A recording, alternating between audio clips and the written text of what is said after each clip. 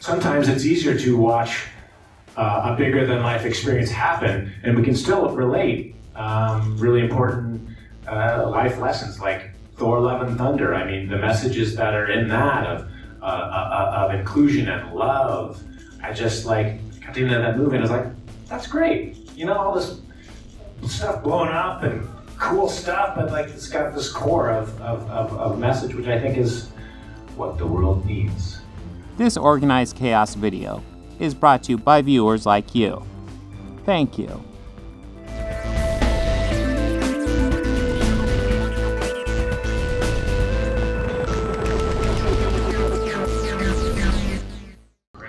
Alright, I'm back for more. You get more of me this hour. Very excited. You might know my next guest. His most recent role is Ray Palmer, the Atom in the Arrowverse. Maybe some he also played Superman in Superman Returns. Have you guys heard of Superman? Fans have also recognized him in roles with the Gilmore Girls, Chuck, The Rookie, and some movie called Scott Pilgrim vs. the World. Give it up for Brendan and Routh, everybody.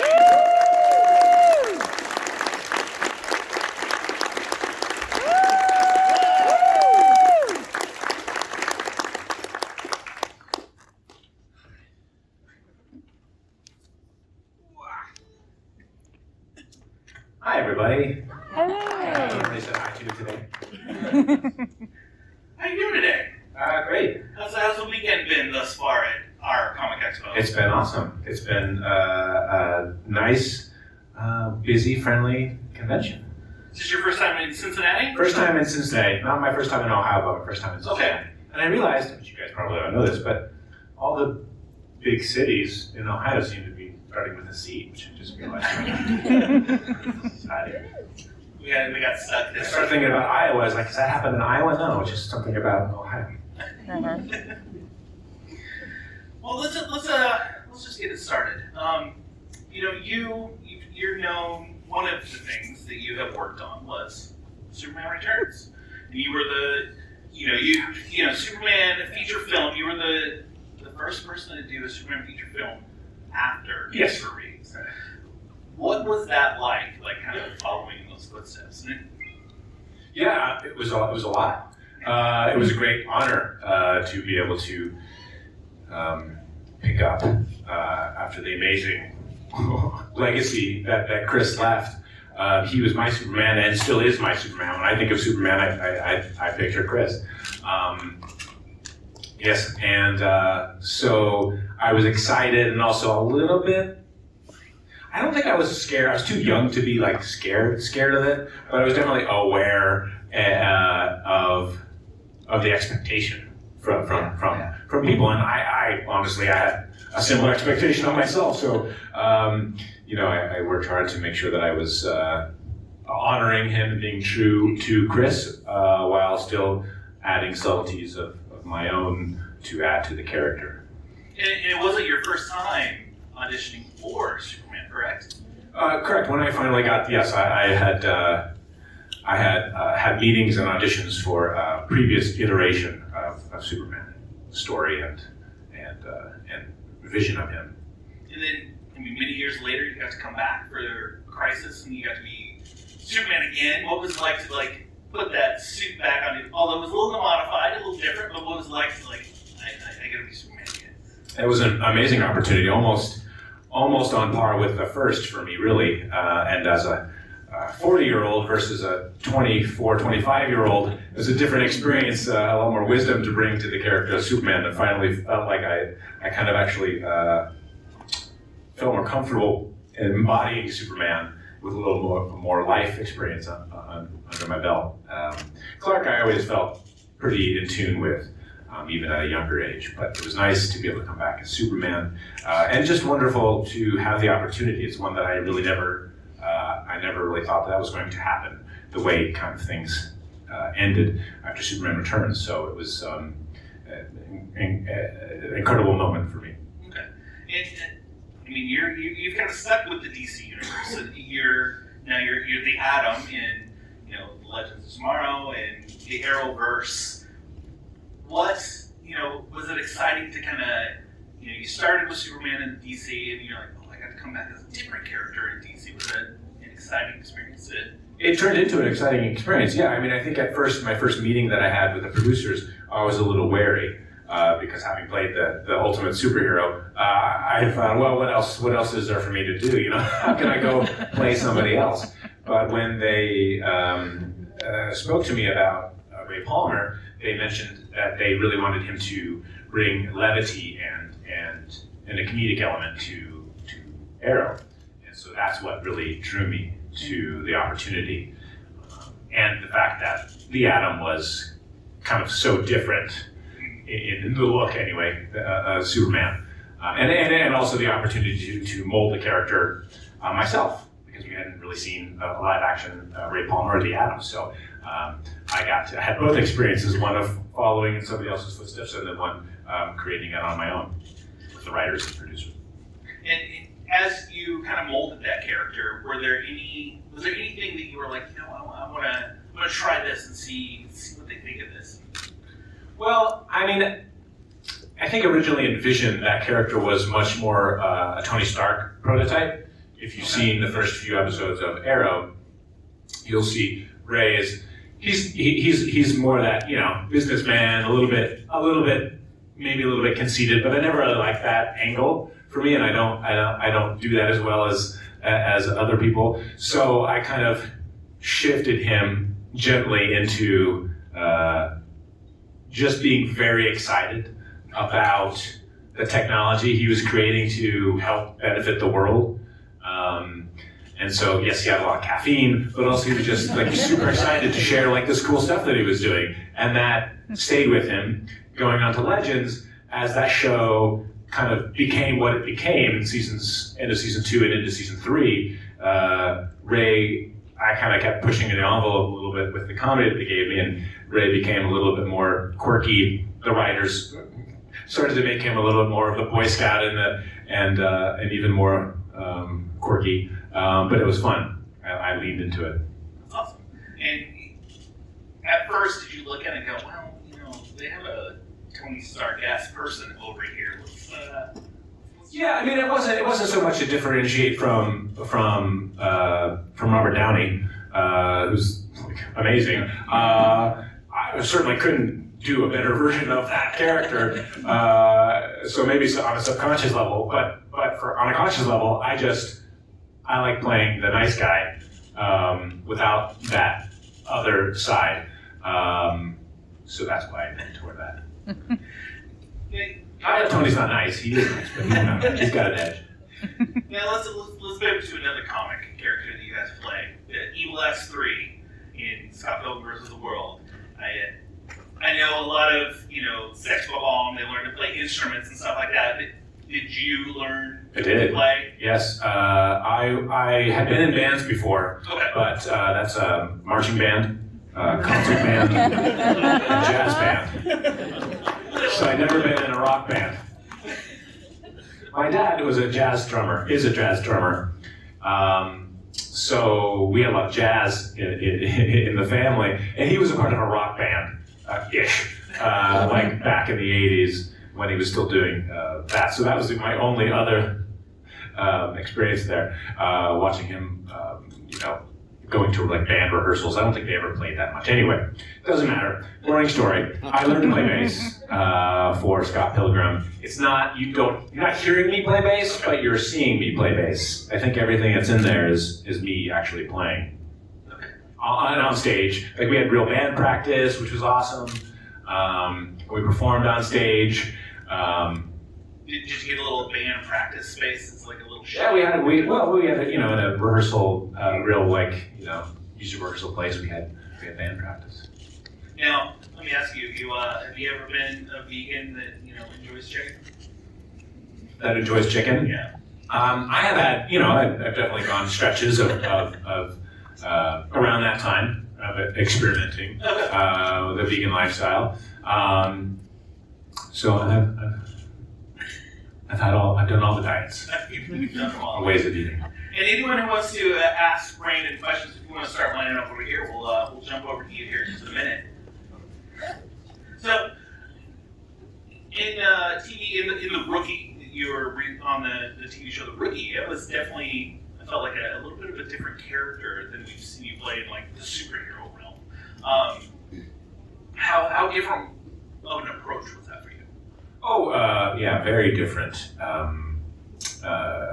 Doug Stanton was definitely a character that was far from me on paper, but as you go into a real life character, it's important to kind of understand how they get to be the way they are. So I had to, spend some time thinking about some of the life experiences that Doug might have had, or where he grew up, or whatever life experiences created the person that he was when we see him in Rookie Season 3, which was somebody who was highly suspicious and tended to profile.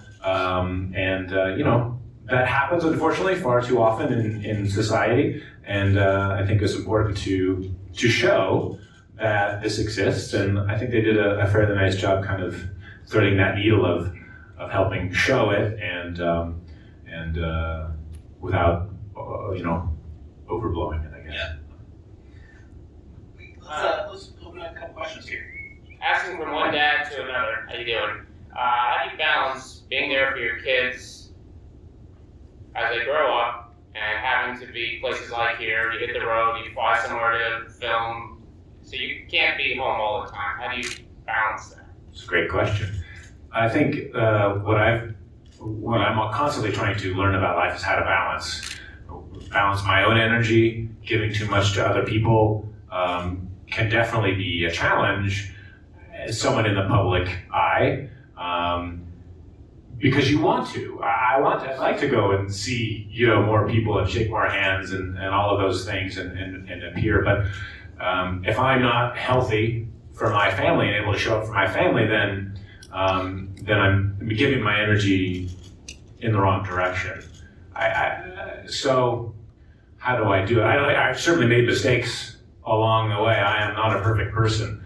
But I think it's been helpful for our family that my son Leo, he's been able to be a part of the process, and he travels with us.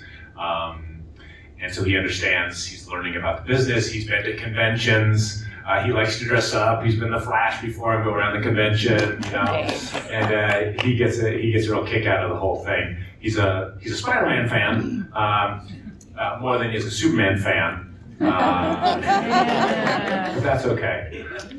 Spider-Man's pretty cool. But I think with everything in life, I think it's important. I guess the one thing I can say is that I think it's really important. Self-care is very important. Sometimes self-care can feel like you're conceited, but I think that's for each person to understand what self-care means to you, and understanding that when you're saying yes to something, you're saying no to something else. So you have to make sure that you're not saying no to your family too much, because they're really the most important thing, at least to me. But yeah. Thank you. That was helpful. There's one thing. You're not being selfish by taking care of yourself. When you get on the airplane, they say put your own mask on first before you put it on somebody else. That's right. If you're not there, you can't.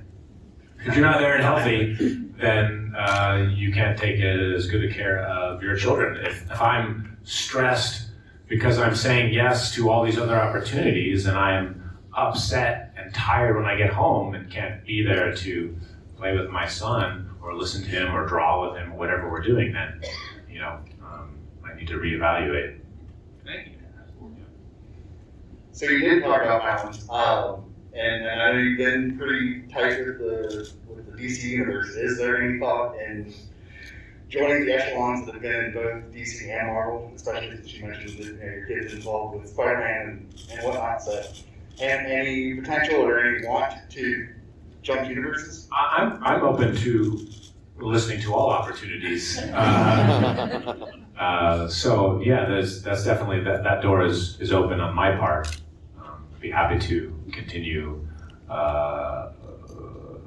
living in the superhero world, I think it's a wonderful way to tell stories, to tell real life experience. Sometimes it's easier to watch a bigger than life experience happen, and we can still relate really important life lessons like Thor: Love and Thunder. I mean, the messages that are in that of inclusion and love. I just got to the end of that movie and I was like, that's great. All this stuff blowing up and cool stuff, but it's got this core of message, which I think is what the world needs. Appreciate it. I love Legends of Tomorrow. I started watching it at a time in my life where I really needed it, and Ray was absolutely one of my favorite DC characters of all time. And I haven't been able to watch it as much ever since your character left, but I still love the show. And I want to know if you had any memories on set or any funny stories from working with Matt Ryan when he was John Constantine. Oh yeah, Matt's great. Matt is such a fantastic actor. And what I had a lot of great memories. They had a season 3, I think, had us paired up quite a bit. And I remember the camp episode where we're at camp and we're walking through the woods. He's got the will-o'-the-wisp, and just we would come up with. And the writers would write we're kind of not antagonists, we're opposite characters, right? So we would kind of feed into that and have more fun, where he's fed up with me being, the science guy, and he's the magic guy, and just anytime they put characters who are opposites, it was a lot of fun, and it was just always great to work with Matt because he always brings it. He was always ready, and he would do magic, right? Would do magic. Sometimes they would write Latin for him, Latin phrases, and sometimes he'd do it. Sometimes he'd just make up his own stuff. It was fun to just watch how he was gonna do his hands and what he was gonna say. So there's some fun bloopers of him, kind of finding the magic spell that sounded kind of funny. Like in the Shakespeare episode, the last episode, when they do what's it called, dream sequence or the spell sequence where he's mumbo jumbo this and that. He's making something up anyway. He's a funny guy. Thank you. So I suppose I was wondering, you said you tend to play the nice guy a lot, and I was wondering if for you it's more of a, I'm really good at that, or if it's an enthusiasm thing. I enjoy doing that because I know as a performer myself, there are certain things where I might be better at doing this, but I have more enthusiasm for doing this, or vice versa.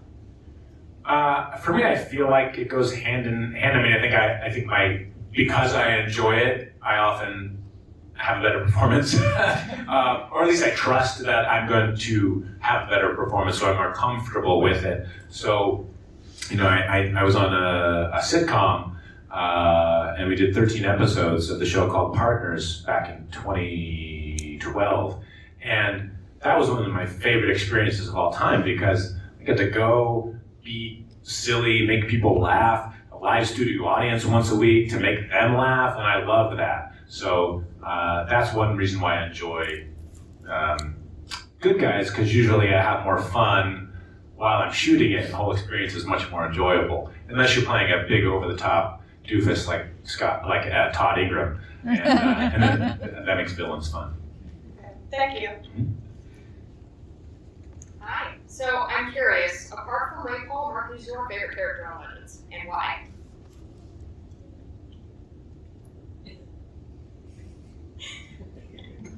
Such a hard question. It's all of them. All of them. I can't. It's so challenging. I mean, I loved all my scenes, obviously, working with Nick Zano, Nate Haywood, because we have such a great Ray and Nate bromance, and we're friends also.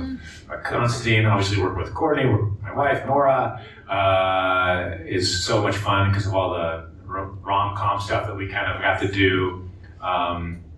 but I like working with Damien Dark, with Neil, the villain, and that's the whole relationship. And you know what killed me more than I realized was saying goodbye to Gideon. You know, when I go onto the bridge and say goodbye to Gideon, how big of a part she's been to the show. And obviously now that she's actually on the show, which is awesome. I mean, all of them I can't pick.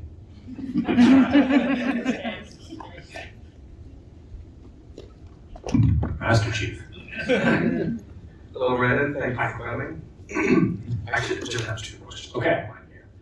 Are you familiar with the classic pulp hero named Doc Savage, who himself is called the Man of Bronze and named Clark, and also has his own Fortress of Solitude? If so, how would you respond to some people's claim that Superman is actually a work of plagiarism off of Doc Savage? I do not know Doc Savage. Sorry. Okay, that's fine. Second question.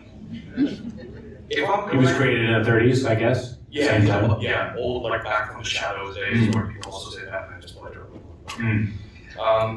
If I'm correct that you're a distant relative of the former President Franklin D. Roosevelt, do you think that can perhaps serve as a springboard for a Superman role in relation to being part of your own Justice League? Because in the older comics, FDR was the one who played a central role in forming the Justice Society of America to help in World War II. It could be a fun Easter egg. I do not know for sure. I think I've heard that before online. So I'm not really sure if I am or not. Since a kind of a cool thing. But I think it's cool that having historical figures actually, take part in the creation of the Justice League, I think is an interesting thing and would be an interesting story to explore. All right, cool. Thank you.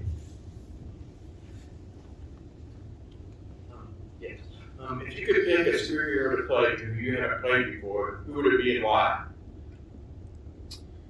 I've been asked this question before, and I think the answer still is, I mean, in a different world where we didn't have an amazing Captain America, probably Captain America would have been interesting to play, being the antithesis, or not the antithesis, but the Superman of the Marvel universe. Would have been interesting to do. But there's no need for it, because Krista does an amazing job. Hello. So you said you've never been to Cincinnati before, but have you had a chance while you've been here this weekend to go see our Hall of Justice at Union Terminal? I have not, but several people have mentioned that it's definitely something to see. I don't know that I'll be able to do it this time. But You definitely should at some point. Are there superheroes there? There are Real life superheroes? There are more heroes in the museum, so as So close yes. as we can get. Yeah. But welcome to Cincinnati. I hope you're Thank you. enjoying it. Thank you. Have a great time. Thank you. It definitely has a Hall of Justice look. You will drive up here. Hi. What? I'm Sergio. Talking dog? Oh, yeah, talking about. I loved your last battle in Scott Pilgrim. I think it was the best ever. Thank you. My question for Crisis, what happened to Crypto? In Crisis? Yeah. Where's the dog? Oh, I was thinking he's not in there, is he? Like, man, best friend, whatever happened to him? Well, everybody kind of got destroyed except for the 6, 7 pillars of humanity. But then everybody came back. So he had like a nap. And then he woke up and got a treat. That's good. Thanks so much. He went on to make his own animated film. That's right, which I just saw, which was really fun. My son and I just watched it. I watched my kids want to see it. Yeah. I haven't watched it yet. It was fun. Starts a little slow, but then it kicks up once the villains are introduced. What film was it? Crypto, the new animated Super Pet. Super Pets. Yeah, DC Super Pet. With What Justice Tomorrow ending on a cliffhanger, do you think there's any possibility that they'll bring it back? I mean, even just on a limited run to kind of give it a proper closeout? I mean, I sure wish they would do that for the fans, for everybody who's been so great watching the show. I think the realistic answer is that because money's involved, that probably won't happen. But who knows? I never thought I'd be suiting up as Superman again, and that happened. So. You never know. And And the Cincinnati's own Hall of Justice, Hanna-Barbera's parent company was based here in Cincinnati, so the Hall of Justice actually was based on that building that we have here in town. Oh, well, that's cool. That's a really cool thing. I was wondering if there's any particular, like, actual person or historical figure who Hero Legends that you were particularly interested in and that inspired the portrayal or kind of stood out in the actor's portrayal of that character.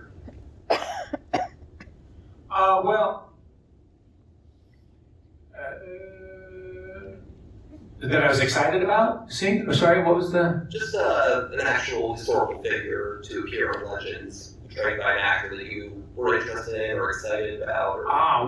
I mean, it's not that much of a historical figure necessarily, but I worked with John Noble, who came on to be a guest star, who was kind of in the past, so technically he fits, and I had a blast working with him. He'll be on your next. Oh, he's on next. And with that scene, that was just so much fun and one of my favorite scenes to watch again of the show.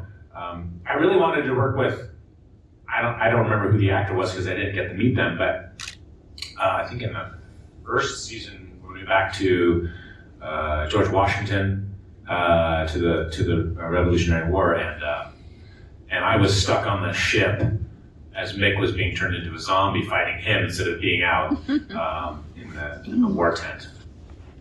So that was a missed opportunity for me. The gentleman who played Richard Nixon was great in that episode where we kidnapped Richard Nixon. That was a lot of fun. He was fantastic. Thank you. This might be our last question. All right, well, welcome to Cincinnati. No pressure to make it a good one. I got time. Wait, don't we have time? Only 1:34. Okay. I know you mentioned earlier that you actually prefer playing the good guy, but you've had some pretty good roles as being the villain as well. Which one was your favorite role? And my favorite was actually Daniel Shaw from Chuck. I thought that was great. Yes, thank you. We definitely did a lot of nice things. I think my favorite is Todd Ingram, just because it's the comedy mixed with the villainry and old bass and the rock band part of it. And I was a big fan and am a big fan of Edgar Wright and all of his work. So that was a really cool thing to work with him. And then the cast that I got to be a part of, and the family that was kind of created because of that was a great experience. And Chuck, I was a fan of the show, so before getting on it, so I didn't want to be wreaking havoc. I wanted to be in the Bymore, making jokes and hanging out with the nerd herd. That would have been fun.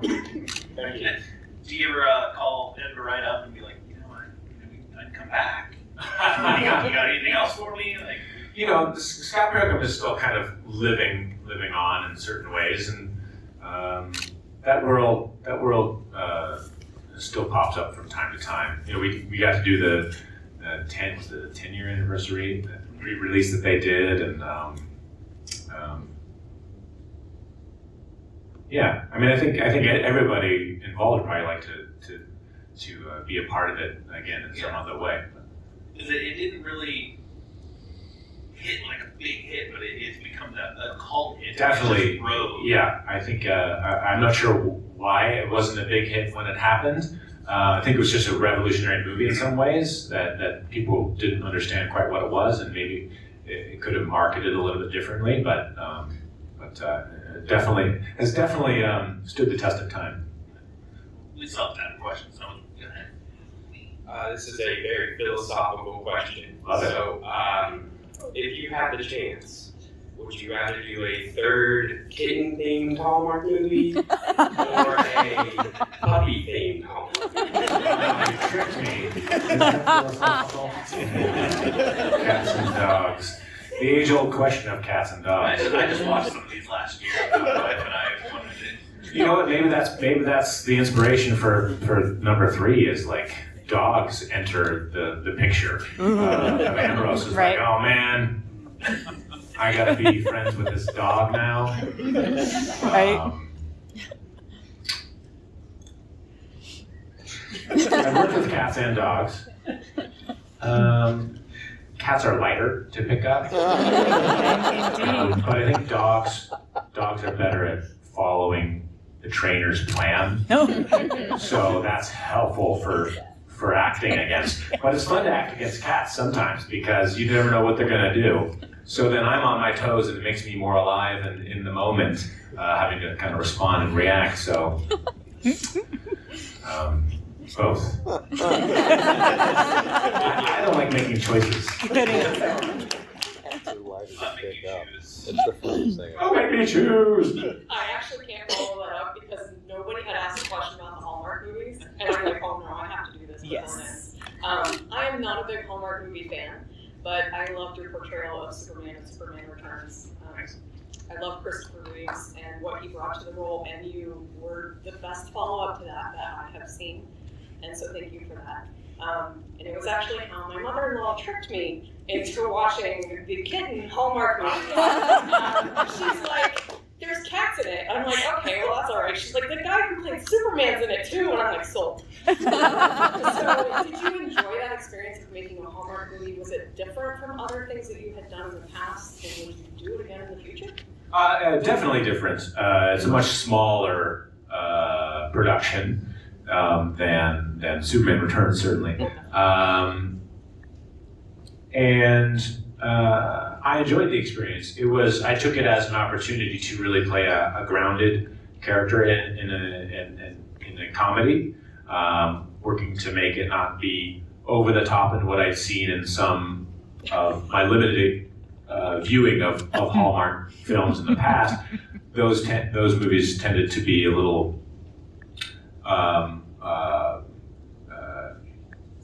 I gotcha. Cheesy sometimes honestly. All movies can be cheesy. But so I wanted to make it as grounded, make it like a real movie as much as possible. And I think that's what I like and appreciate about Nine Lives of Christmas. It's just kind of it's a nice little movie that happens to be about Christmas and cats. And Kim Sustad is wonderful to work with, and had a great experience with her, which is why we made the sequel, and had fun with that. Yeah, your report is wonderful, and that was part of what really drew me in. Was like, okay, I have to admit, I like Hallmark movies now. Yeah.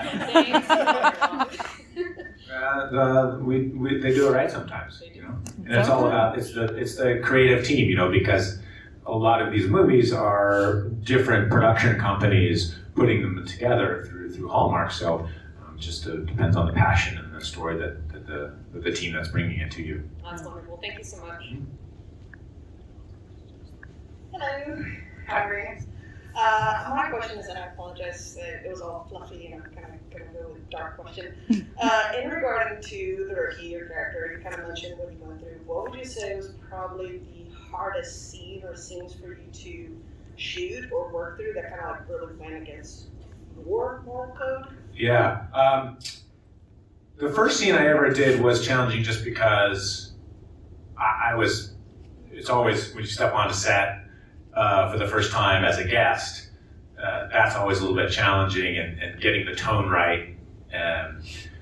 But I think the most challenging was the scene where we with the family outside the house, and I'm pulling my gun and I'm taking the mom to the ground, the son, and then the mom to the ground, because it's so brutal when it's real life violence like that.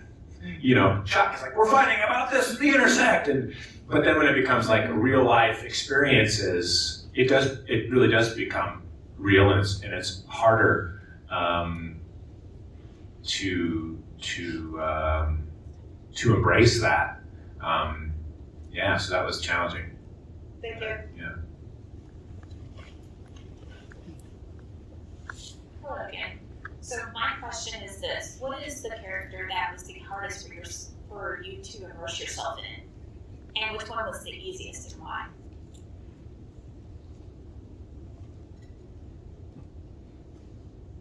I think the hardest the rookie was Doug Stanton.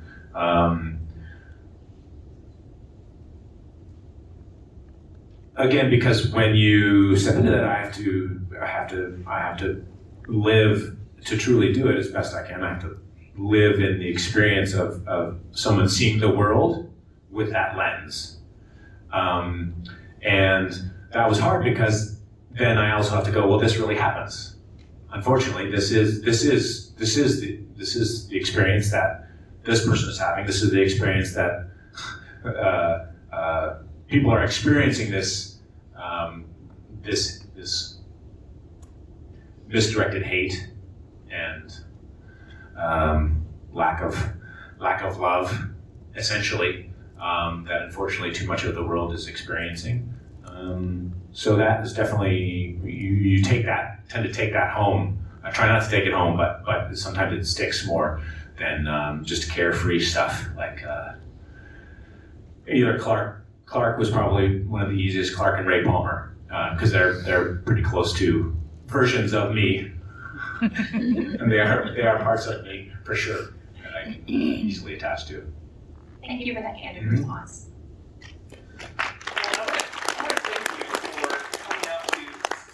Expo this weekend. It was amazing to be able to, for us to chat with you for a short period of time. And you're here the rest of the day, right? They can come down. Yeah, a couple more hours. Take some pictures, get some autographs, just say hi. So thank you so much again. Thanks everybody.